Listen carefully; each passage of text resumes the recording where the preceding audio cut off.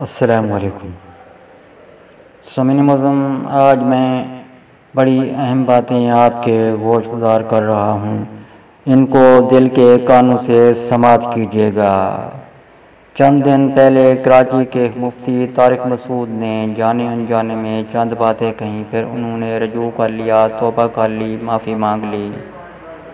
میں اپنی بات کو آگے بڑھانے سے پہلے ایک بات واضح کر دوں، میرا مفتی صاحب کے مسلک سے کوئی تعلق نہیں ہے۔ سامعین معظم، مفتی صاحب نے جو باتیں کہیں، اس سے پہلے مفتی صاحب کے مسلک اور دیگر مسالک کے افراد طرح طرح کی باتیں ممکن سٹیجوں پر کرتے چلے آ رہے ہیں۔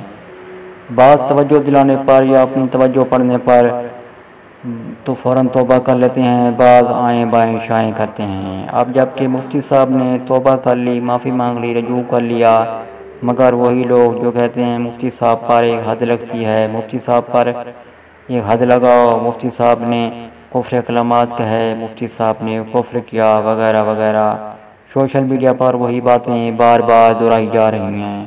اب میرا ان سے سوال ہے، کیا اب آپ وہی باتیں بار بار دہرا کر خود کو گناہ گار نہیں کر رہے ہیں؟ ہونا تو یہ چاہیے تھا کہ جب مفتی صاحب نے معافی مانگ لی، توبہ کر لی، رجوع کر لیا تو بات ختم ہو جاتی، باقی معاملہ اللہ عز و جل پر چھوڑ دیا جاتا، مگر سوشل میڈیائی بہن بھائیوں کے کیا کہنے، ان کے پیچھے لٹ لے کر بھاگ رہے ہیں۔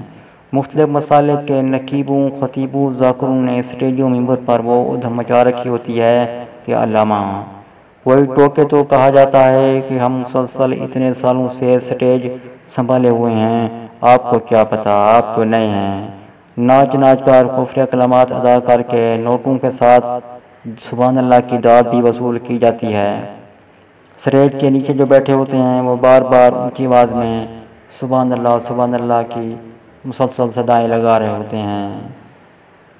ان کی صدائیں جو ہیں، یہ جو سٹیج پر جو کہہ رہے ہوتے ہیں، یہ تائید ہے کہ جو کچھ وہ کہہ رہے ہیں ہم امن نہ کہتے ہیں۔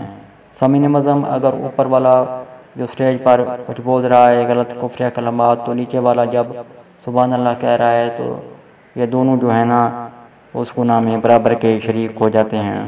مقررین واعظین بھی اپنی باتوں میں طرح طرح کی فنی باتیں کرتے ہیں، لطف بھری باتیں کرتے ہیں، ایسی باتیں کرتے ہیں جن میں بعض کفر کلمات پر مشتمل ہوتی ہیں، وہ بعض جانے انجانے میں کر جاتے ہیں، ان کو پتہ بھی نہیں چلتا ہے۔ وہ سمجھتے ہیں کہ محفل کو گرما رہے ہیں، محفل اس طرح گرم ہو رہی ہے، لوگ جوش میں آ رہے ہیں۔ آخر میں میری تمام سننے سنانے والوں سے بھرپور گزارش ہے، جذبات کی راہ میں نہ بہہ جایا کریں، خوب سوچ سمجھ کر بولا کریں، سننے والے بھی خوب سوچ سمجھ کر داد دیا کریں۔ سامعین معظم، اگر کوئی مفتی صاحب کی طرح توبہ کر لے، رجوع کر لے، تو اس کا باقی معاملہ اللہ عز و جل پر چھوڑ دینا چاہیے۔ ویڈیو بنانے کے لیے دیگر اور بھی موضوعات ہیں، ان کا انتخاب کیا کریں۔ رینکنگ بڑھانے کے چکر میں خود بھی گناہ گار نہ ہوں، دوسروں کو بھی گناہ گار نہ کریں۔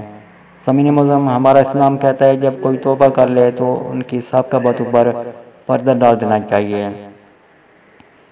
سامعین معظم، آپ میری بات سمجھ گئے ہوں گے۔